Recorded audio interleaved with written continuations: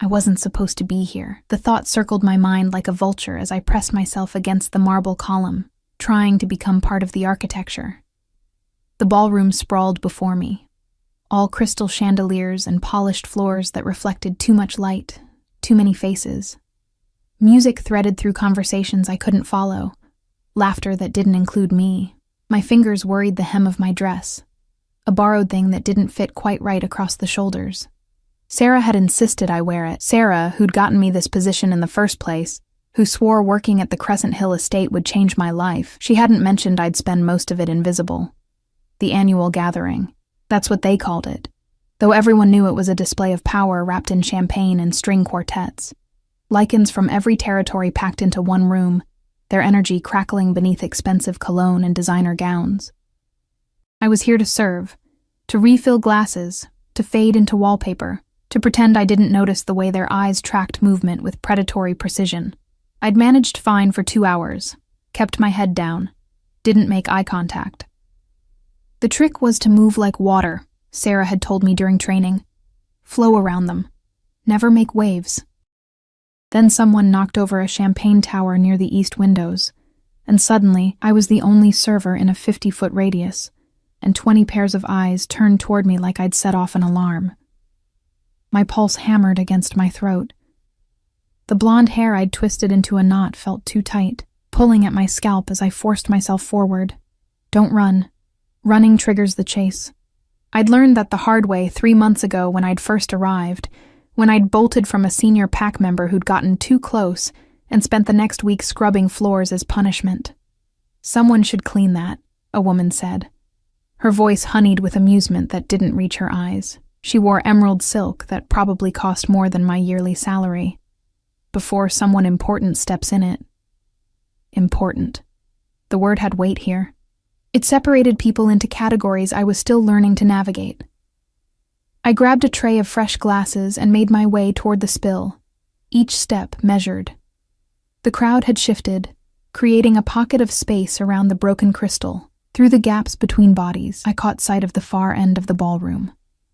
The raised platform where the territory leaders stood, where he stood. I'd been avoiding looking in that direction all night. King Dominic Ashford. Even his name felt dangerous in my mouth, though I'd never spoken it aloud. He ruled the Northern Territories with the kind of authority that didn't need to be announced. You felt it when he entered a room, felt it in the way conversations dropped to murmurs, the way even the most dominant wolves straightened their spines and checked their postures. I'd seen him exactly 3 times since I'd started working here, twice from a distance. Once up close when I'd delivered documents to the council room, and he'd been standing by the window, backlit by afternoon sun. He hadn't looked at me. I'd been grateful. Now, crouched beside broken glass and spilled champagne, I let myself glance up through my lashes. Just once. Just to know where he was so I could stay far away. He was watching me. My hands froze. The cloth I'd been using to soak up champagne went still in my grip. His eyes, pale gray, almost silver in the chandelier light, fixed on me with the kind of focus that made my stomach drop. Not casual observation, not the passing notice of a king surveying his domain. Something else, something that made my skin prickle with awareness I didn't want to name. I looked away fast, pulse rioting. Stupid. So stupid. You don't make eye contact with apex predators. You especially don't make eye contact with the apex predator. Careful, girl. The voice came from above me. I looked up to find a man in a charcoal suit, his smile sharp enough to cut. You're drawing attention. I'm just cleaning. Exactly. He tilted his head, studying me like I was a curiosity he hadn't decided the value of yet. Human staff isn't supposed to be noticeable. That's the whole point of you. Heat crept up my neck. I gathered the larger shards of crystal onto the tray, ignoring the way my hands wanted to shake. The music had shifted to something slower. Strings and piano that felt too intimate for a room full of people who could tear each other apart. I should have left then. Should have taken my tray and disappeared into the kitchen. Let someone else handle the guests. But Sarah's words echoed in my head. The ones she'd said my first day, when I'd been overwhelmed by the sheer wrongness of being surrounded by beings stronger, faster, more powerful than I'd ever be. You survive by being useful. Indispensable, if you can manage it. They don't respect weakness, but they remember competence, so I stayed. Finished cleaning. Rose to my feet with the tray balanced against my hip, and turned to navigate back toward the service doors, and nearly collided with a wall of a man blocking my path. "Excuse me?" I murmured, already sidestepping. But his hand shot out, not touching me. Just there, a barrier. My gaze traveled up past expensive fabric and a build that suggested violence was a language he spoke fluently, up to a face that was handsome in the way storms are beautiful, impressive and dangerous. "You're new," he said.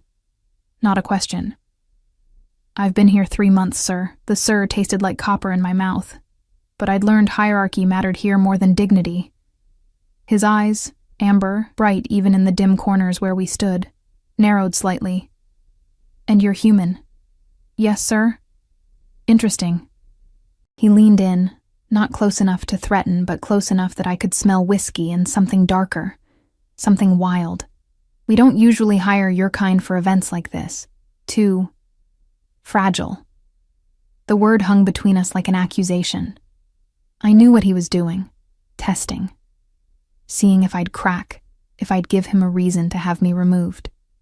3 months hadn't been long enough to grow thick skin, but it had been long enough to learn how to fake it. "I manage," I said quietly. "If you'll excuse me, Cassian." Another voice cut through, female and sharp with authority. A woman appeared at the man's shoulder, her dark hair pulled back severely enough to serve as a weapon. "Stop terrorizing the help. Dominic's asked for you." Dominic. The name sent a fresh wave of anxiety through my chest. The man, Cassian, smiled slow and wolfish, then stepped aside with a mocking half-bow. "My apologies," he said, though he didn't sound sorry at all. "Wouldn't want to keep the king waiting." They left. I exhaled shakily and made my escape toward the kitchen, tray clutched so tight my knuckles went white. The service corridor was blessedly empty, just me and the muffled sounds of the party beyond the walls. I set the tray down on a prep counter and pressed my palms flat against the cool steel, trying to slow my heartbeat. "You're fine. You're fine. Just get through tonight." "There you are." Sarah burst through the swinging doors, her own tray empty, her face flushed with the particular stress of managing an event where one wrong move could end in bloodshed. "Where have you been? The king requested more of that Bordeaux he likes, and Marcus is handling the East Wing, and I need you to—" She stopped, looked at me properly. Her expression shifted from harried to concerned in a heartbeat. "What happened?" "Nothing." The lie came automatically. It's a lot.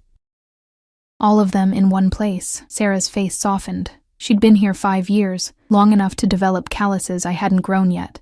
"I know, but you're doing well. Better than most humans last their first annual gathering." She squeezed my shoulder briefly. "Come on. 1 more hour, then the formal part starts, and we can fade into the background. 1 more hour." I could manage 1 more hour, except when we pushed back through the doors into the ballroom, something had changed. The energy had shifted, sharpened.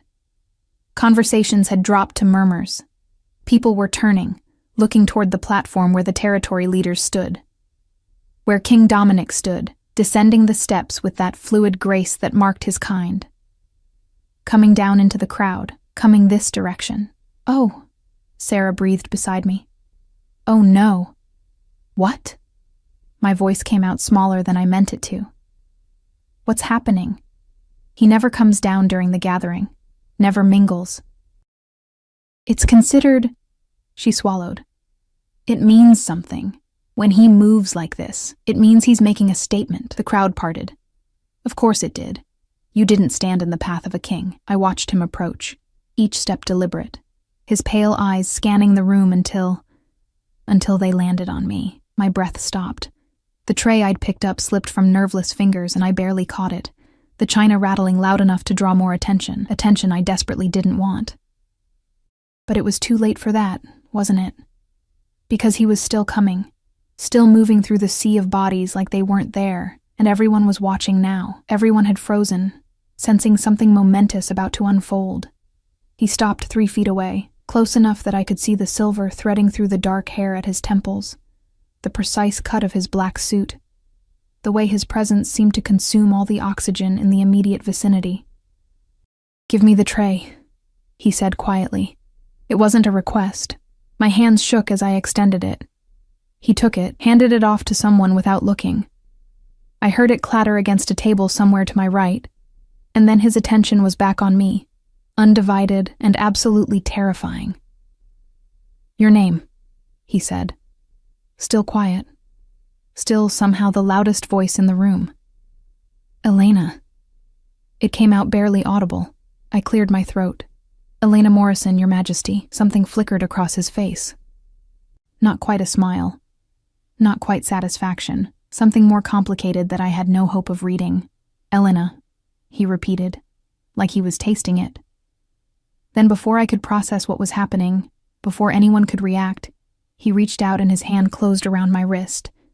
Not painful, not even particularly firm, but undeniable. "Come with me," he said. And the entire ballroom held its breath. I had no choice. That's what I told myself as he led me through the crowd, his hand still circling my wrist with that careful, unyielding grip. I had no choice because you didn't refuse a king. Because saying no would create a scene worse than whatever humiliation was coming. Because my legs were moving, and my brain had short-circuited somewhere between terror and disbelief. The whispers started immediately, a hiss of speculation that followed us like wind through grass. I kept my eyes down, watching polished shoes step aside, hem of gowns swishing out of our path. My borrowed dress suddenly felt cheaper, more obvious. My hair, I could feel pieces escaping the knot, falling around my face in a way that probably looked disheveled rather than elegant. He didn't look at anyone, didn't acknowledge the stares or the barely concealed shock rippling through the room. Just walked with that unhurried confidence toward the center of the ballroom, where moments ago people had been dancing and now stood frozen, creating an empty circle like we'd entered a stage. "Your Majesty," someone started. A woman's voice, tight with barely controlled alarm. "Not now, Victoria." He didn't raise his voice, didn't even turn his head, but the woman, Victoria, fell silent immediately. We reached the center. He stopped, released my wrist, then pulled out a chair. I stared at it. At him. At the chair again. It was ornate, high-backed, upholstered in deep burgundy. The kind of chair meant for territory leaders, for people who mattered, not for staff. Definitely not for human staff who were supposed to blend into walls and disappear. "Sit," he said. I should get back to work. Sarah will need..." "Sit." Firmer this time. Not a command from a king to a subject. Something more personal, more complicated. I sat. Had barely settled against the cushion when he moved again. And suddenly he was sitting too, except not in a chair.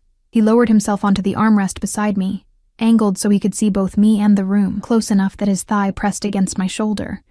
The message was unmistakable, territorial. Protective in a way that made absolutely no sense. The whispers exploded into something louder. Not quite conversation, but not quite silence either. That space between where people were too shocked to speak normally, but too invested to stay quiet. I couldn't breathe properly. My heart was doing something arrhythmic and painful against my ribs. Every instinct screamed at me to run, to apologize, to explain this was a mistake. But his hand came down on my shoulder. Not heavy, just there, and the weight of it pinned me in place more effectively than iron chains. "Breathe, Elena." His voice dropped low, meant only for me. "You're turning an interesting shade of pale." "I don't understand." The words tumbled out before I could stop them. "Why are you... What is this?" "A statement." He shifted slightly, his attention moving across the room with methodical precision. "One that's apparently needed." I followed his gaze and immediately wished I hadn't. The stares weren't just curious anymore. They were calculating, hungry. I recognized Cassian in the crowd. His amber eyes narrowed, head tilted like he was working through a puzzle. The woman beside him, the one who'd called him away earlier, had her arms crossed, expression frozen somewhere between outrage and disbelief. "I don't want to be a statement," I managed. My voice shook. Hated that it shook, but I couldn't control it. I just want to do my job and not get fired, and you won't be fired. He said it with such casual certainty that for a moment I almost believed him. Then reality crashed back in. Kings didn't protect human servants.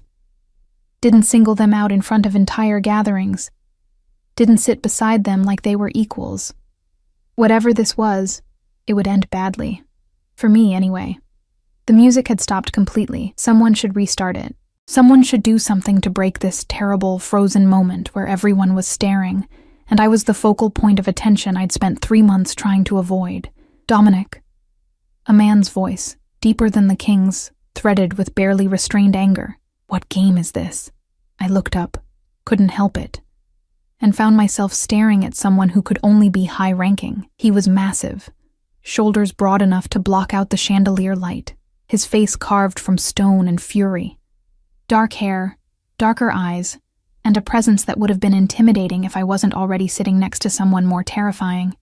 No game, Raphael. Dominic's tone stayed level, almost bored. Just making things clear. By claiming a human, Raphael's lip curled.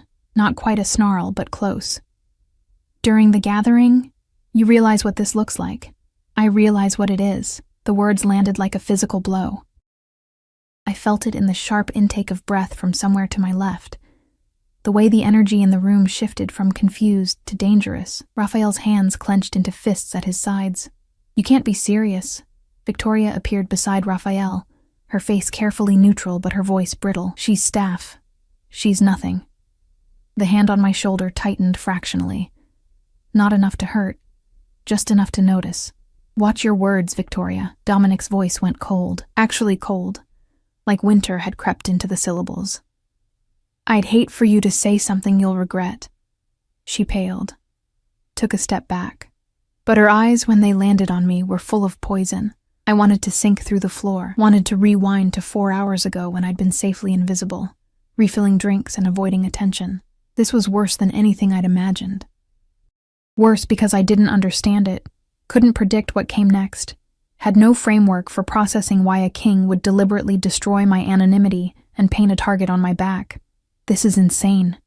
Cassian pushed through to stand beside Raphael, and together they formed an almost comical wall of disapproval. Dominic, think about what you're doing. The council will accept it.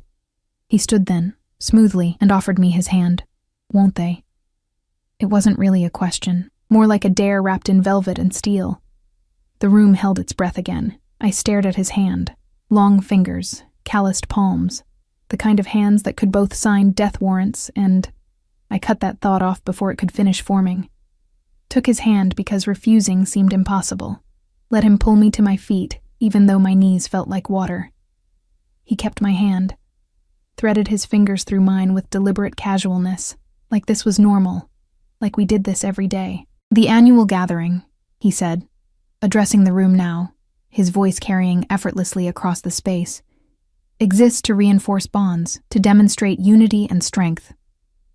His thumb brushed across my knuckles, a gesture so intimate I nearly jerked away. I choose to strengthen my own bonds. Anyone who has an issue with that can bring it to the council chambers tomorrow. Silence. Then slowly, like ice cracking, the music started again. Tentative at first. A violin finding its melody, then piano joining, then the full string quartet resuming as if they hadn't just witnessed their king commit social suicide. People began moving, not dancing yet, but talking, turning away, pretending they weren't still watching from the corners of their eyes. The moment had passed its peak of scandal and entered the territory of gossip, which meant I could finally breathe again. Except Dominic was still holding my hand, still standing close enough that I could smell cedar and something else, something that bypassed my brain and went straight to instinct. I need to get back to work, I tried again, weakly.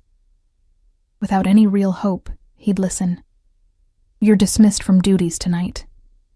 He finally looked down at me properly, and up close his eyes were even stranger. Pale gray with fractures of darker silver radiating from the pupils, like ice with shadows underneath. Go to your quarters. Stay there until morning. But Sarah will manage. He released my hand slowly, almost reluctantly. "Don't argue with me, Elena. Not tonight." It should have sounded threatening. Maybe it was threatening, but something in his expression suggested this was about protection, not punishment, which made even less sense than everything else. "I don't understand any of this," I whispered. Too quiet for anyone else to hear, but he was close enough. His expression flickered again, that complicated thing I couldn't read. "You will," he said, then louder, to someone behind me. "Raphael. See that she reaches her quarters safely. You can't be serious." Raphael's voice came from much closer than I'd realized. "You want me to escort?" "That's exactly what I want." Dominic's attention shifted past me, and whatever Raphael saw in his king's face made him swallow whatever protest he'd been forming. "Now." Then Dominic was walking away, moving back toward the platform where the other territory leaders waited with expressions ranging from concerned to furious, leaving me standing in the middle of the ballroom with everyone still watching and my pulse hammering and Raphael radiating disapproval at my back. "Come on then," Raphael said roughly. "Let's get this over with." I turned.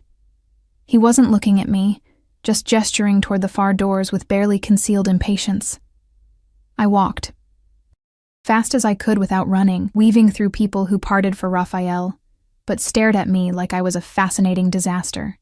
The hallway beyond felt like a sanctuary. Cooler, darker, empty except for us, and the muffled sounds of the party resuming behind closed doors. My legs shook with delayed reaction, adrenaline crashing out of my system and leaving me hollow. "Keep up," Raphael snapped when I fell behind. He hadn't slowed his pace, those long strides eating distance while I struggled in heels I wasn't used to wearing. "I'm trying," I shot back. Then immediately regretted it. Snapping at a high-ranking Lycan probably violated a dozen unwritten rules. But Raphael just huffed something that might have been dark amusement. "You've got spine at least. You'll need it." "Need it for what?" He stopped so abruptly I nearly crashed into his back, turned to look down at me with an expression that was part assessment, part warning. "You really don't know what he just did, do you?" "No." Admitting ignorance felt dangerous, but lying seemed worse. "Should I?" Raphael studied me for a long moment, then shook his head, something almost like pity crossing his features. "You're in deeper water than you can possibly imagine, human, and I have no idea if you'll survive it."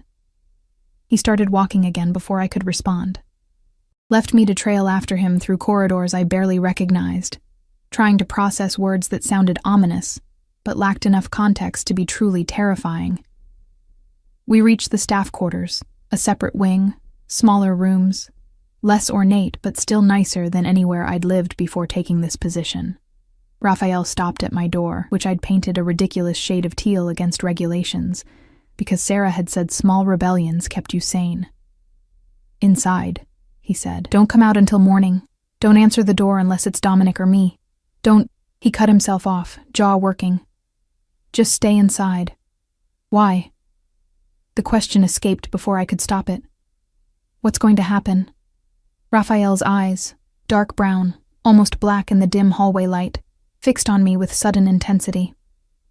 "You became visible tonight, Elena Morrison, and visibility, when you're human among wolves, is the most dangerous thing you can be." Then he was gone, striding back down the hallway and leaving me alone with his words echoing in my head and fear blooming cold in my chest. I slipped inside my room and locked the door, leaned against it, breathing hard, still wearing the borrowed dress that now felt like evidence of a crime. Through the small window I could see the estate grounds, dark except for scattered lights marking pathways. Beautiful, deceptive. Like everything else here. My phone buzzed on the nightstand. "Sarah, what the hell just happened? Everyone's losing their minds. Are you okay?" I stared at the message, tried to formulate a response that made sense. Failed. Eventually typed, "I don't know. I don't know." Her reply came immediately. "Be careful. Whatever this is, it's bigger than you think." I turned off the phone. Couldn't deal with more warnings I didn't understand. Instead, I peeled off the dress, changed into worn pajamas that felt real in a way nothing tonight had, and sat on my bed in the dark, Outside, the party continued, music and laughter drifting through stone walls. Inside, I wrapped my arms around my knees and tried not to think about pale gray eyes, or the weight of a hand on my shoulder, or the way an entire room had frozen when a king decided I mattered. Tried not to think about what that meant for tomorrow. I didn't sleep. How could I? Every time I closed my eyes, I saw the ballroom, felt the weight of all those stares, heard Victoria's voice calling me nothing, heard Dominic contradicting her with a certainty that terrified me more than her contempt. By the time dawn crept through my window, I'd convinced myself it had been some kind of power play, a message to his people that had nothing to do with me personally. I was just convenient. Visible enough to make a point, insignificant enough that using me wouldn't matter. That made sense, that I could work with. The alternative, that he'd seen something in me worth claiming, was too dangerous to consider. I dressed carefully, not the borrowed gown from last night, but my usual uniform, simple black pants, white button-down, hair pulled back into a neat bun. Armor of invisibility. If I looked professional and forgettable, maybe yesterday would fade into gossip, and I could return to the safety of being overlooked. The hallway outside my room was empty. Too empty. Usually by this hour I'd hear other staff moving, preparing for the day. But there was only silence and the sound of my own footsteps against marble floors. The main kitchen should have been chaos. Morning after a major event always was. Dishes to wash, food to prep.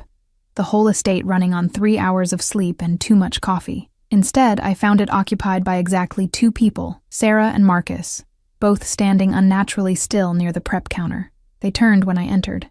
Sarah's face went through several expressions too fast to track, before settling on relief. "Thank God," she breathed. I thought, "When you didn't answer your door, I'm fine." The lie came automatically. Raphael told me to stay in my room until morning, so I did. Marcus made a sound low in his throat. He was older, had worked here longer than anyone, moved through the estate like he'd memorized every stone. His gray hair was more disheveled than usual, his expression grim. "You should leave," he said bluntly. "Today. Pack your things and go." I blinked. "What?" "He's right." Sarah moved closer, her hands twisting together, a nervous gesture I'd never seen from her before. "Elena, what happened last night? People are talking. And not just talking. There are territory leaders who left before dawn. Victoria is demanding an audience with the council. Cassian—" She cut herself off, shaking her head. "It's bad. I didn't do anything." My voice came out defensive, too loud in the quiet kitchen. I don't know why he did that, but it wasn't my fault. Fault doesn't matter." Marcus turned away, started aggressively reorganizing clean dishes that didn't need organizing. "You're human. You can't survive this kind of attention. Best thing you can do is disappear before someone decides you're a problem that needs solving." The words hit harder than they should have. Maybe because part of me agreed. Maybe because running sounded infinitely safer than staying in a place where kings made statements using your body as punctuation. But I'd run before. 3 years ago, from a bad situation I still didn't like thinking about. Run and kept running until I'd found this position, this false stability. The idea of doing it again made something in my chest feel hollow. "I can't just leave," I said quietly. "I need this job. And if I run, it looks like I did something wrong." "You think staying makes you look innocent?" Sarah's laugh was sharp, edged with something like fear. "Elena, innocence doesn't matter here. Power matters. Territory matters. And right now you're caught in the middle of something that could tear the entire Northern Alliance apart. That's insane. I'm nobody. You were nobody." Marcus finally looked at me again, and the pity in his eyes made my stomach drop. "Last night changed that. Now you're the human the Lycan king chose to sit beside, the one he held hands with in front of every major territory leader, the one he threatened Victoria over." He paused. "You're either under his protection or his obsession, and I'm not sure which is more dangerous." The kitchen door swung open. We all jumped, actually jumped like guilty children caught planning mischief.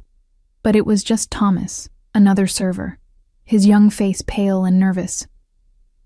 "Elena," he said breathlessly, "you're wanted, in the king's private study. Now." Silence.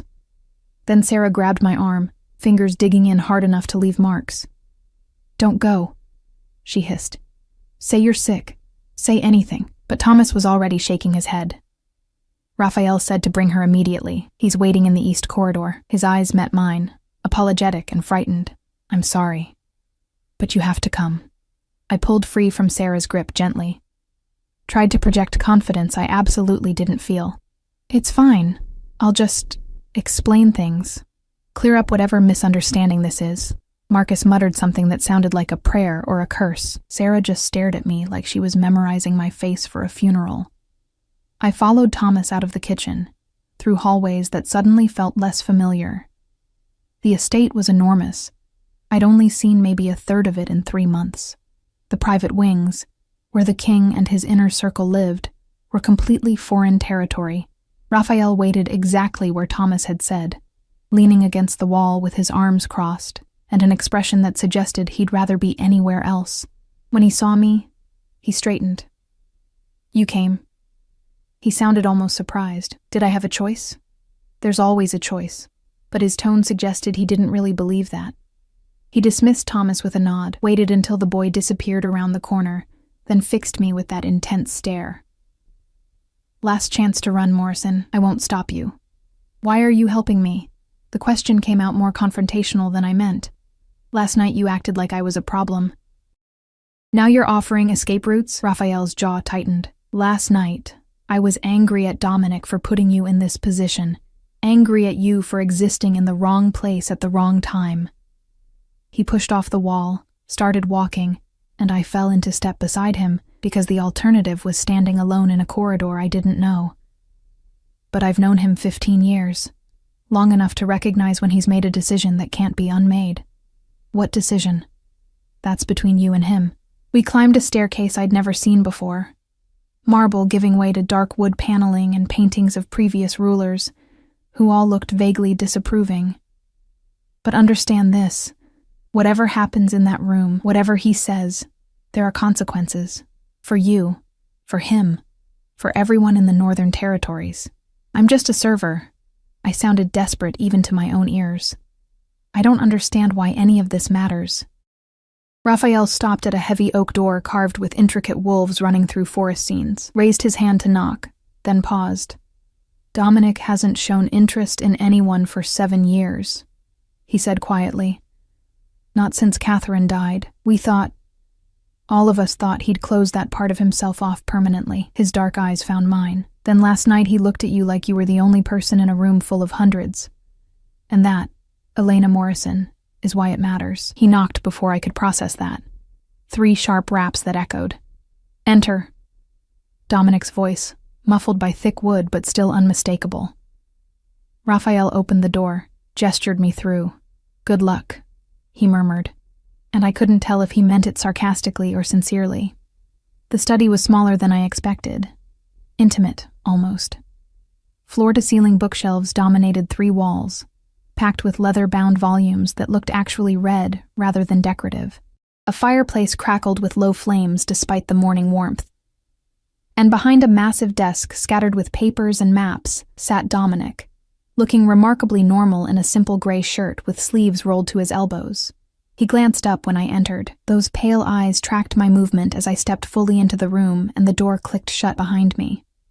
"Sit," he said, gesturing to a chair across from his desk. I remained standing. Felt stupid immediately because it was obviously some kind of defiance, and he was a king and "I'd prefer to stand," I said. Tried to sound respectful, probably just sounded stubborn. Something flickered across his face. Might have been amusement. "As you wish." He set down whatever document he'd been reading, leaned back in his chair, and studied me with that unnerving focus, like he was cataloging details, recording them for later analysis. "You're angry," he observed. "I'm confused." Safer than admitting anger. "Yesterday you barely knew I existed. Today I'm apparently causing territorial crises. I'd like to understand what changed." "Yesterday I was pretending you didn't matter." He said it so casually, like admitting to observing weather patterns. "Today I'm done pretending. My heart did something complicated." "That doesn't explain anything." No, he agreed. It doesn't. He stood then, moved around the desk with that fluid grace, each step deliberate. I fought the urge to back up as he approached, fought harder when he stopped close enough that I had to tilt my head back to maintain eye contact. 3 months ago, you arrived at this estate, he said. Quiet, competent, trying so hard to be invisible it was almost painful to watch. His head tilted slightly, but I watched anyway. The admission sent ice down my spine. Why? Because you were terrified and still showed up every day. Because you flinched from touch but never from work. Because... He paused, seemed to weigh his next words carefully. Because in a world of predators, you survived by being something they couldn't categorize. I survived by being unimportant. No. He reached out slowly, so slowly I could have stepped back, could have moved away, and his fingers brushed my jaw. Just barely. Just enough to make my breath catch. You survived by being underestimated. There's a difference. I should have moved, should have put distance between us. Instead, I stood frozen, while his thumb traced my cheekbone with terrible gentleness. I don't understand what you want from me, I whispered. I know. He dropped his hand, but didn't step back, and that's part of why this is complicated. Then help me understand, please. The please came out more desperate than I intended. People are saying I should run, that I'm in danger, that you've... I couldn't finish the sentence, didn't have words for what people were implying. That I've claimed you. He said it for me, voice steady, like discussing the weather rather than something that made my pulse riot. Yes, that's what last night looked like, what it was meant to look like. But why? My voice cracked. You don't even know me. I know enough. He turned away finally, moved to the fireplace, stared into flames like they held answers. I know you worked 2 jobs before this one, both of which ended because men with power decided you were easier to dispose of than defend. I know you send half your pay to your younger sister for college. I know you read obsessively, poetry mostly, though you hide the books under your mattress like they're contraband. I stared at his back.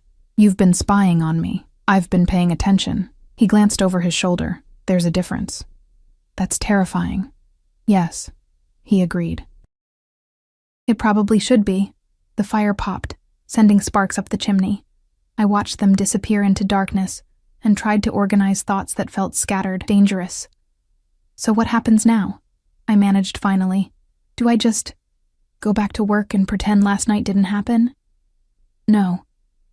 He turned fully to face me, and the firelight cast shadows across features that were handsome in an austere, almost cruel way. Except when he looked at me, the cruelness softened into something I couldn't name. You'll move to the private wing tonight. Absolutely not. The refusal came out automatic, sharp. That's not appropriate. People will think. People already think it. He moved closer again, and this time I did step back. Hit the desk, nowhere left to go. Elena, the moment I touched you in that ballroom, every Lycan in attendance understood what it meant. Pretending otherwise doesn't make you safer.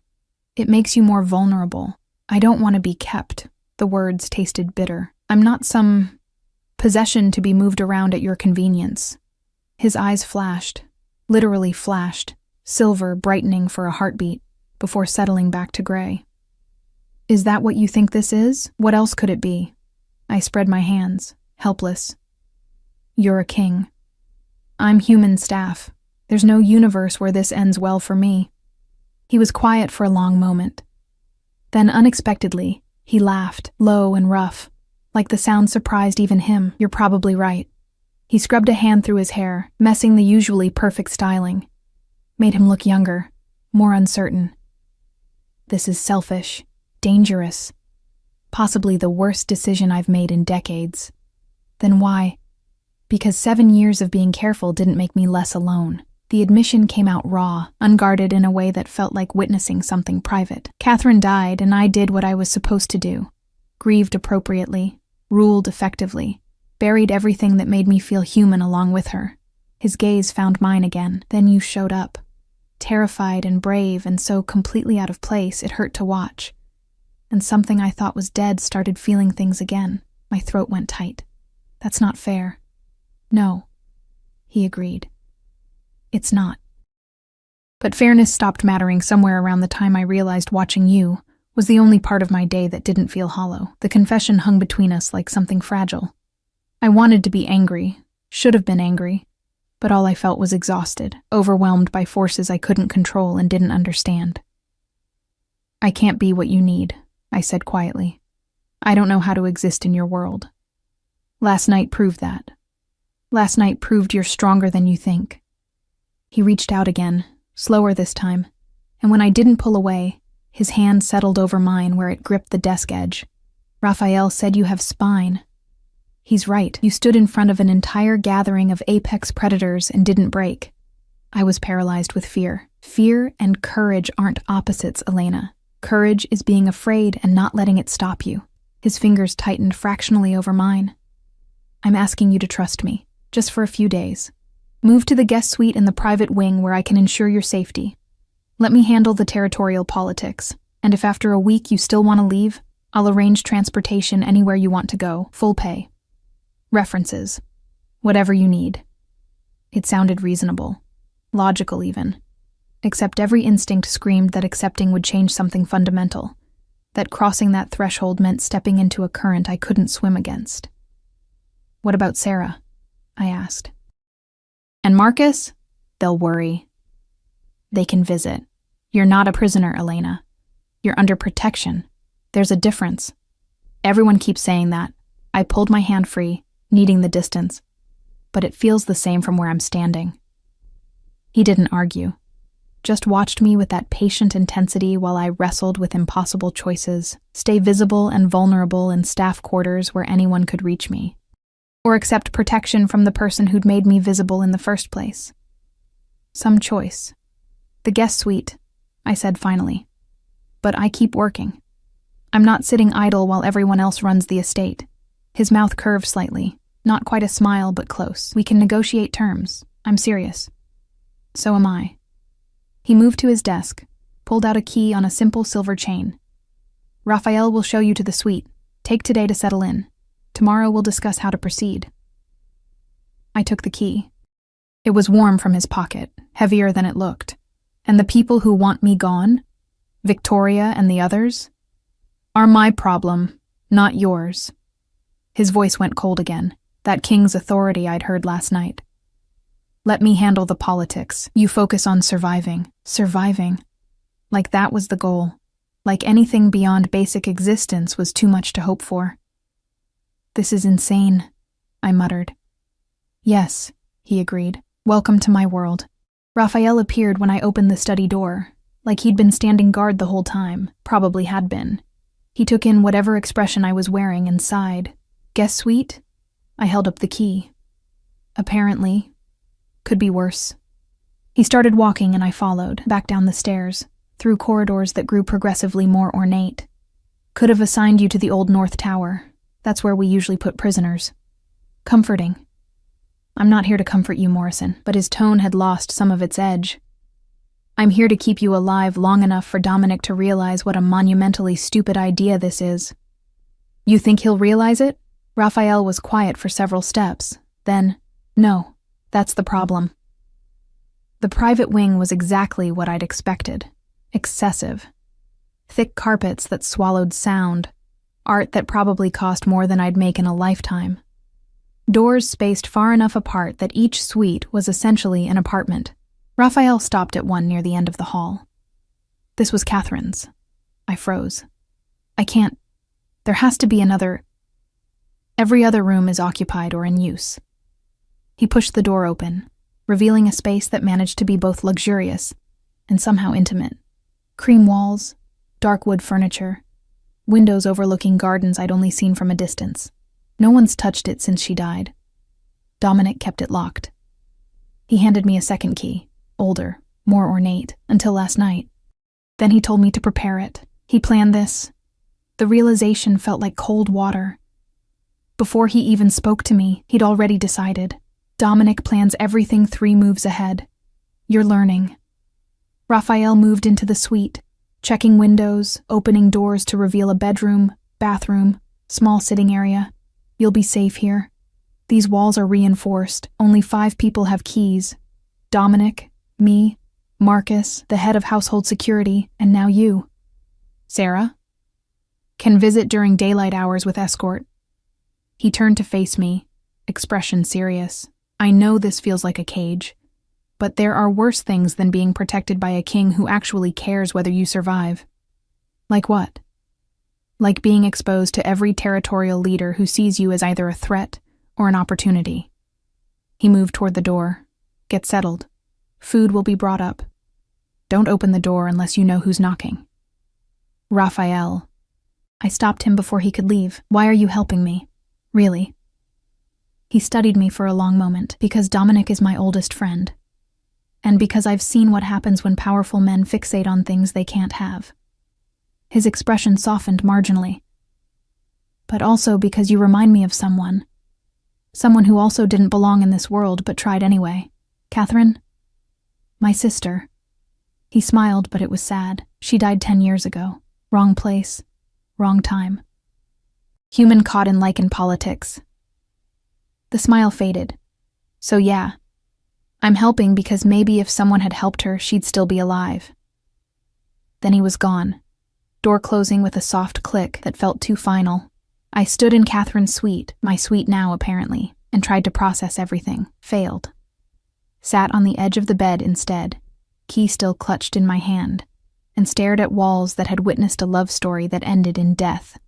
Great precedent. My phone buzzed. Sarah, of course. Where are you? Marcus said you met with the king. Please tell me you're okay. I typed back. Guest suite. Private wing. Long story. The response came immediately. What? Elena. She didn't finish the thought. Probably couldn't find words that adequately expressed the insanity of the situation. I'm fine, I added. Confused, but fine. Can you visit? Marcus is already preparing a care package. We'll come by this afternoon if they let us. The "if they let us" made my chest tight. Like I really was a prisoner, just one with nice accommodations, and a king who claimed to care about my survival. I spent the next few hours exploring my new space. The bedroom was smaller than the sitting area, decorated in soft blues and grays that probably reflected Catherine's taste. Her closet still held clothes, expensive things I'd never have occasion to wear. Her bathroom had products I recognized from advertisements, but had never been able to afford. In the nightstand drawer I found a journal, leather-bound, half filled with elegant handwriting that detailed daily life, thoughts on politics, small observations about the world. I slammed it shut immediately. Reading felt like violation. But not before I saw one entry, dated 7 years and 3 months ago. Dominic asked me today what I'd do if something happened to him. I told him I'd burn the world down looking for whoever was responsible. He laughed and said I was too gentle for revenge. He doesn't understand. Gentleness isn't weakness. It's choosing mercy when you have the power to destroy. I put the journal back, closed the drawer, tried not to think about a woman who'd been gentle and strong and was still dead anyway. A knock interrupted my spiraling thoughts. 3 sharp raps, Raphael's pattern. It's me and Sarah, he called through the door, and Marcus, who insisted on coming despite my objections. I opened the door to find all 3 of them crowded in the hallway. Sarah immediately pulled me into a hug, fierce enough to crack ribs. You scared us, she muttered into my shoulder. When Thomas said you'd been summoned, I know. I hugged back just as tightly. I'm sorry. Marcus pushed past carrying a basket that smelled like fresh bread and soup. Guest suite, he muttered, surveying the space with a critical eye. Could be worse. At least the windows lock from the inside. Comforting. I repeated Raphael's earlier sentiment. We brought supplies. Sarah released me, started unpacking things from the basket Marcus set on the small dining table. Food, obviously. Your actual clothes from your room. That uniform makes you look like you're attending a funeral. Books, because I know you. Some of that terrible tea you like. It's not terrible, I protested weakly. It tastes like dirt and sadness. But she was smiling, and the normalcy of it, the teasing and care, made something in my chest unclench slightly. We spent the afternoon together. They filled me in on estate gossip. Who'd left after the gathering, who'd stayed, the various theories circulating about what Dominic's display meant. Apparently, Victoria had indeed demanded a council meeting. Cassian had been seen arguing with someone in the courtyard at dawn. 2 territory leaders had sent formal letters requesting clarification on succession protocols. Succession? I interrupted. Why would they care about that? The 3 of them exchanged looks. Finally, Marcus spoke. Because if the king takes a mate, especially a human mate, it affects bloodlines, territory claims, power structures that have been stable for generations. But we're not, I couldn't finish the sentence. Doesn't matter what you are or aren't, Raphael said flatly. Matters what it looks like, and right now, it looks like the Lycan king is claiming a human, which means every power-hungry bastard from here to the coast is calculating angles. Sarah reached over, squeezed my hand. We're not trying to scare you, just want you informed. Too late on the scaring part, I admitted. I'm terrified. Good. Marcus stood, started packing up the empty containers. Fear keeps you careful. Careful keeps you alive. They left as evening approached, Raphael escorting them out with promises to check on me later. The suite felt enormous and empty without them. I changed into my own clothes, worn jeans and a soft sweater that smelled like the lavender soap from staff quarters and felt slightly more like myself. Night fell. I stood at the windows watching lights appear across the estate grounds, wondering which one marked Dominic's office or bedroom. Wondering if he was thinking about me or if this was all just political maneuvering that happened to use my body as the playing field. Another knock. Different pattern. 4 raps instead of 3. Elena. Dominic's voice through the door. May I come in? I should have said no. Should have established boundaries. Instead, I opened the door and found him standing there in casual clothes.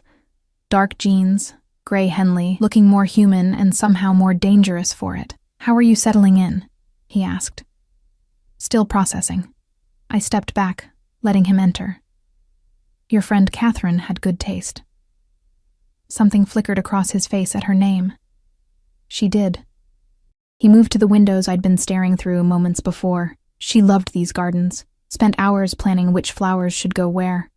I'm sorry, I said quietly. For your loss. It was a long time ago, but his voice suggested otherwise. Raphael told me about the journal. You can read it if you want. Catherine would have liked that, knowing her words mattered to someone. It feels wrong. Most meaningful things do. He turned to face me. I came to say goodnight, and to thank you. For what? For not running. He smiled slightly. Yet. The night's still young. Yes, he agreed, it is. He left before I could say anything else, door closing softly behind him, leaving me alone with too many thoughts and the faint scent of cedar that lingered in his wake. I lasted another hour before curiosity overwhelmed ethics, pulled out Catherine's journal, started reading by lamplight while rain began pattering against the windows. By the time I reached the final entry, written the day she died, full of mundane observations and love and hope for a future she'd never see, I was crying. For her. For Dominic. For whatever this situation was that I'd stumbled into without map or compass. Outside, thunder rolled across the valley. Inside, I fell asleep still holding a dead woman's words and dreaming of gray eyes that saw too much. I woke to shouting. Not close, somewhere else in the private wing, but loud enough to jolt me from sleep with my heart already racing. Gray dawn light filtered through curtains I'd forgotten to close. The clock on the nightstand read 5:47 a.m., more shouting. A crash. Then silence so abrupt it was worse than the noise. I stayed frozen in bed for 30 seconds before my brain caught up and reminded me that whatever was happening, staying ignorant, wouldn't make me safer. I pulled on jeans and a sweater, grabbed my phone, no messages, which somehow felt ominous, and crept to the door. Pressed my ear against wood and heard nothing. Opened it a crack. The hallway was empty, but I could smell something acrid, like burnt metal or ozone after lightning, and there were scorch marks on the carpet 15 feet from my door, black streaks that definitely hadn't been there yesterday. Get back inside. Raphael's voice, sharp and urgent. He appeared from around the corner, moving fast, eyes wild. Blood on his shirt. Not much, but enough to notice. What happened?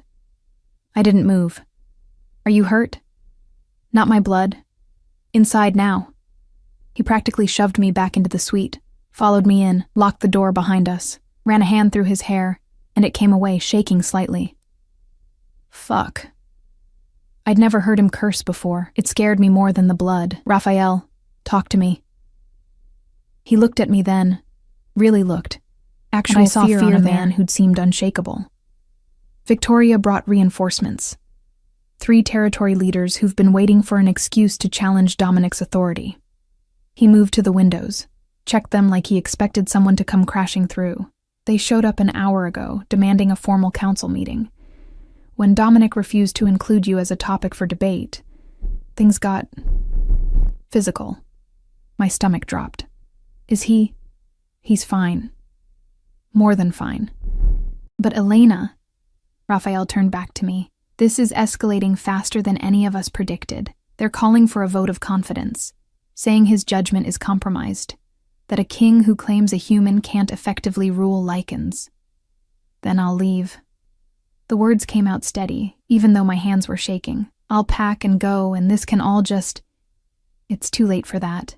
He said it gently, like delivering bad news to someone already braced for impact. You leaving now looks like Dominic was wrong. Like they bullied him into backing down. It weakens his position worse than keeping you here does. So I'm trapped. Your leverage. He grimaced. I hate saying it that way, but it's true. Right now, you matter because Dominic decided you matter, and everyone's watching to see if he'll stand by that decision or fold. I sank onto the couch. Felt the weight of it. Being a symbol rather than a person. Being something people fought over without caring what I wanted. This is insane. Yeah. Raphael moved to sit beside me, and for once his usual disapproval seemed absent. Just exhaustion. Welcome to Lycan politics, where everything's a power play and people are just pieces on a board. We sat in silence for a moment, then... The blood on your shirt. Whose is it? Victoria's second. Guy named Preston, who thought getting aggressive with me would prove something. Raphael's smile was grim. It proved something, just not what he intended. Is he? Alive. Embarrassed. Won't try that again. He stood, headed for the door.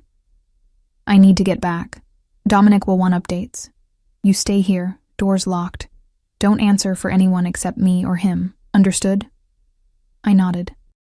He left, and I was alone again, with adrenaline still coursing through my veins and dawn light turning everything pale and unreal. My phone buzzed. Unknown number. You should have run when you had the chance. Now you're just a problem waiting to be solved. I stared at it. Deleted it. Then another came through. Human whore. You think you matter. You're already dead. Then another. And another. Anonymous hate that made my skin crawl and my hands shake worse. I turned off the phone, threw it across the room where it landed on the bed, and stayed mercifully silent, wrapped my arms around myself, and tried to remember how to breathe. The threats shouldn't have surprised me. But reading them, seeing that level of venom directed at me for something I hadn't chosen, made everything feel more real and more dangerous. A different knock. Familiar now. 4 raps. Precise timing. Elena, it's me. I opened the door. Dominic stood there, still wearing clothes from yesterday. Shadows under his eyes, suggesting he hadn't slept. But his expression when he saw me, concern, relief, something warmer, made my chest ache. Raphael told you, I said. Not a question. He did. He stepped inside without asking permission, and I didn't stop him. I'm sorry. This is escalating faster than I anticipated. People are sending me threats. I gestured toward where I'd thrown my phone. Anonymous messages saying I'm a problem that needs solving. His expression went dark, actually dangerous in a way I'd only seen hints of before. Show me. I deleted them. Elena. He crossed to the bed, picked up my phone, turned it on. Whatever he saw when he scrolled through my messages made his jaw tighten. I'll handle this. How? I heard my voice crack. You can't arrest everyone who hates that I exist, and you can't protect me from anonymous cowards with phones. No, he set the phone down carefully, like it might break. But I can make it very clear what happens to people who threaten what's mine. I'm not yours. The protest came out weak, unconvincing even to myself. He looked at me then with those pale gray eyes that saw too much. Aren't you? The question hung between us. I should have denied it, should have drawn boundaries. Instead, I just stood there while he moved closer, each step deliberate, giving me time to retreat. I didn't retreat. I didn't ask for this, I whispered, when he was close enough that I had to tilt my head back to maintain eye contact. Didn't ask to matter, didn't ask to be protected or threatened or fought over, I know. His hand came up, fingers brushing my cheek with that terrible gentleness. But you do matter. To me. And I'm sorry that my decision to acknowledge that has put you in danger. Then let me go. But I didn't pull away from his touch. Send me somewhere safe, somewhere they can't find me. There is nowhere safe. He said it like a confession. Not anymore. The moment I touched you in that ballroom, you became part of this world. And the only way to survive it is to stop being a target and become something they can't touch. How? His thumb traced my jaw by standing beside me, publicly, permanently, in a way that makes threatening you the same as threatening the crown. My breath caught. You're talking about being my mate. Yes. He said it simply, like proposing a business arrangement rather than something that would bind us together in ways I barely understood. It's the only move that protects you and strengthens my position simultaneously. That's insane. I did step back then, needing space to think. We barely know each other. And you loved Catherine. I did. He didn't deny it. And she's gone. Has been gone for 7 years while I convinced myself I was fine alone. His expression cracked slightly, showing something vulnerable underneath. But I'm not fine, Elena. Haven't been fine. And then you showed up, and I remembered what it felt like to care whether someone else survived the day. That's not love. That's loneliness. Maybe. He turned away, moved to the windows. Or maybe it's the beginning of something that could become love if we let it. I'm not asking you to feel what I feel. I'm asking you to trust that I'll protect you. That I'll stand between you and everything that wants to destroy you. And what do you get out of it? I needed to understand the transaction. Needed it to make logical sense because the emotional component was too overwhelming. Besides solving your political problem? He was quiet for a long moment. Then, I get to stop pretending I'm something I'm not. Stop being the king who feels nothing and admits to needing nothing. He looked at me over his shoulder. I get to be honest about wanting you, about choosing you, about giving a damn whether you're safe. The honesty in his voice made my throat tight. I'm terrified. Good. He turned fully to face me. So am I. But I'd rather be terrified together than alone. This isn't romantic. I tried to smile. Failed. This is politics and protection and maybe that's enough to start with. He crossed back to me, and this time when he reached out, I let him pull me close. Let myself lean against his chest and feel the solid reality of him. I'm not asking for forever, Elena. Just for now. Just for you to trust me long enough to see if this could become something real. I thought about running, thought about those anonymous threats and Victoria's hatred and the weight of being visible, thought about Catherine's journal and her words about gentleness not being weakness, thought about Raphael saying courage was being afraid and not letting it stop you. Okay, I whispered against his chest, but I have conditions. I felt him smile against my hair. Name them. I keep working. I'm not sitting idle playing princess. Agreed. Sarah and Marcus can visit whenever they want. Within reason, yes. And I pulled back to look at him. If this doesn't work, if we realize we're forcing something that shouldn't be forced, you let me walk away. No guilt, no obligations. His expression went serious. Elena, if we do this, if I claim you formally, walking away isn't simple. The bond. I know. I didn't, really, but I could guess. But I need to know I have a choice, that I'm not trapped forever. He studied me for a long moment, then nodded slowly. If you want to leave, I won't stop you, but I will fight like hell to make you want to stay. Deal. He kissed me then. Finally, unexpectedly, soft and careful like he was afraid I'd break. I kissed back and tasted something like hope mixed with fear, and when we broke apart, I was breathing hard, and his pupils had blown wide enough to swallow the gray. When? I asked. Tomorrow night. Formal ceremony with all territory leaders present. His hand tangled in my hair, gentle enough not to hurt. I'll announce it at the council meeting. Give them no choice but to accept it. They'll hate me more. Yes. He didn't lie to make it easier, but they'll think twice before acting on it. And eventually, if we're lucky, they'll realize you're not going anywhere and adapt. And if we're not lucky, then we fight. He kissed my forehead, my cheeks, my jaw, together. The council meeting happened at noon.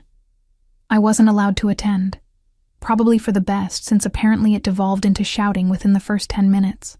Raphael brought me updates throughout the day while Marcus and Sarah helped me prepare for the ceremony. Sarah had produced a dress from somewhere. Deep blue, almost black, simple but elegant. Catherine's, she admitted when I asked. Dominic asked me to retrieve it, said she'd want you to have it. I ran my fingers over the fabric. This feels wrong. Catherine was my friend, Sarah said quietly, and she would have liked you, would have understood what Dominic sees in you. She squeezed my shoulder. Wear it. Honor her by surviving what she couldn't. So I did. Let Sarah help me into the dress that fit perfectly despite being made for someone else. Let her fix my hair. Blonde waves left mostly loose because Dominic had mentioned once that he liked it that way. Let Marcus teach me the formal phrases I'd need to speak during the ceremony. You'll do fine, he said, though his expression suggested he wasn't entirely convinced. Just remember, you're not asking permission. You're accepting a claim that's already been made. By evening, I was as ready as I'd ever be. The ceremony would take place in the Great Hall, the same room where the gathering had been, now reconfigured with formal seating and hundreds of candles that made everything look ethereal and slightly unreal. Raphael escorted me from the suite just before sunset. Last chance, he murmured as we walked. I can get you out. Have a car ready in 10 minutes. You really think I should run? No. He sighed. But I think you should know you could. That this is a choice, not a prison sentence. It feels like both. Yeah. We reached the doors to the Great Hall. I could hear voices inside, territorial leaders, pack members, the weight of Lycan society gathered to witness and judge. Ready? Absolutely not. He smiled slightly. Good answer. Then pushed open the doors. The hall fell silent. Every eye turned toward me as I walked in alone. Protocol demanded I enter unescorted, that I come of my own will. The aisle between the rows of seated Lycans felt miles long. At the far end, standing on the raised platform, Dominic waited in formal attire that made him look more king than man. Our eyes met across the distance. He nodded once. Encouragement or acknowledgement or maybe just recognition that we were both insane. I walked. Each step measured, head up, shoulders back. Channeling confidence I absolutely didn't feel. Ignoring the stares, the whispers, Victoria's outright glare from somewhere to my right. Halfway down the aisle, someone stood. Cassian, his amber eyes unreadable. For a heartbeat, I thought he'd challenge this, physically block my path. Instead, he inclined his head in something that might have been respect and sat back down. Others followed. Slowly at first, then in a wave, the gathered Lycans rose to their feet as I passed. Not all of them. Victoria and her supporters remained seated, faces dark with anger. But enough. Enough that by the time I reached the platform, I felt less like prey and more like something else. Something that might survive this after all. Dominic extended his hand. I took it. Let him pull me up beside him to face the assembly. You all know why we're here, he said, voice carrying effortlessly across the hall. You've heard the rumors, witnessed my choice. Some of you support it. Others, his gaze swept over Victoria's section, violently oppose it. Murmurs of agreement from the opposition. Dominic ignored them. Elena Morrison came to this estate as staff. Human, unremarkable by your standards. His hand tightened on mine. But I see what you don't. Strength in gentleness, courage in fear, the capacity to survive in a world that wants to destroy her simply for existing. He turned to me then, and his expression softened in a way I'd never seen publicly. In front of these witnesses, I claim you as mate. Not because politics demands it, not because it's strategic, but because choosing you is the first honest thing I've done in 7 years. The formal words he'd taught me earlier felt inadequate, but I spoke them anyway, voice shaking but clear. I accept your claim. I stand beside you. I choose this. I choose you. The bond snapped into place. I felt it like lightning running through my veins, connecting us in ways that went beyond physical. His eyes flashed silver. Mine probably did something equally strange because I heard gasps from the assembly. Anyone who harms her, Dominic said softly, dangerously, harms me. Anyone who threatens her threatens the crown. And anyone who believes she's weak because she's human. He smiled, and it wasn't kind. We'll learn exactly how strong compassion can be when it's paired with teeth. Victoria stood abruptly. This is a mockery. A human mate destabilizes everything. Then leave. Dominic's voice went cold. You're not required to stay in territories that offend your sensibilities, but you are required to respect the Crown's decisions, or forfeit your position. The threat hung in the air. Victoria's face went through several shades of rage before she stormed out, taking maybe 20 supporters with her. The rest stayed. Whether out of loyalty or curiosity or simple self-preservation didn't really matter. What mattered was that when Dominic kissed me in front of everyone, claiming me again, differently, with tenderness instead of possession, no one challenged it. The reception afterward blurred into conversations I half remembered, and faces I couldn't quite place. People approached cautiously, offered congratulations that ranged from sincere to obviously forced. Cassian surprised me by clasping my shoulder and murmuring, "You'll do fine." Better than fine, probably. Raphael hugged me, actually hugged me, and whispered, "I was wrong. You're stronger than my sister was. You'll survive this."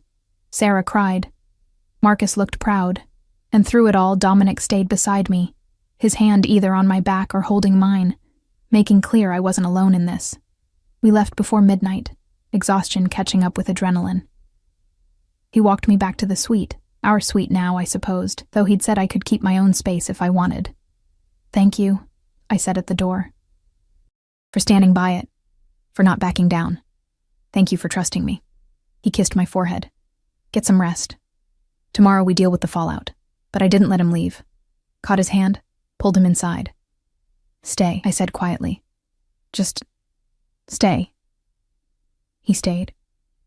We fell asleep on the couch, tangled together like we'd done this 1,000 times before. And when I woke in the middle of the night, panicked from dreams I couldn't remember, his arms tightened around me, and he murmured reassurances until I slept again. 3 months later, things had settled into something resembling normal. Victoria had formally withdrawn from Northern Territories, taking her supporters to the coast where they could nurse their grievances in private. The remaining leaders had adapted, grudgingly in some cases, but adapted nonetheless. I still worked, though now in an advisory capacity that Marcus insisted meant I'd gone soft. Sarah had been promoted to head of staff and took great pleasure in bossing me around during the rare times I visited the kitchens. Raphael had become something like a friend, his initial disapproval transforming into protective older brother energy that was both annoying and comforting. And Dominic had been right. What started as protection and politics had grown into something real. Something that made me wake up grateful instead of terrified, that made me laugh at his dry humor and challenge his decisions, and occasionally kiss him in corridors when I thought no one was watching. We were sitting in the gardens, Catherine's gardens, which I'd started tending with a groundskeeper who appreciated my complete lack of expertise. When he asked if I was happy, "Yes," I said, and meant it. "Are you?" He pulled me closer, kissed my temple. More than I thought possible. "Good." I leaned into him, watching sunset paint the sky in impossible colors. "Because you're stuck with me now. That," he said softly, "was always the plan." And looking back, at everything that had led from that terrifying moment in the ballroom to this quiet evening in gardens designed by a woman who'd understood that gentleness was strength, I realized something important. I'd stopped running, stopped trying to be invisible, stopped believing my only value was in not mattering. I'd learned to stand beside wolves without becoming prey, learned to be seen without being destroyed, learned that sometimes the most courageous thing you can do is accept being loved when everything tells you you're not worth protecting. The threats still came occasionally. Anonymous hatred that Raphael tracked down and Dominic handled with efficiency I didn't ask about. But they were background noise now, not the focus of my existence. Because I'd found something rare in this dangerous world, a place to belong, a person who chose me not despite my humanity, but because of everything that made me different. And that was enough. More than enough. It was everything.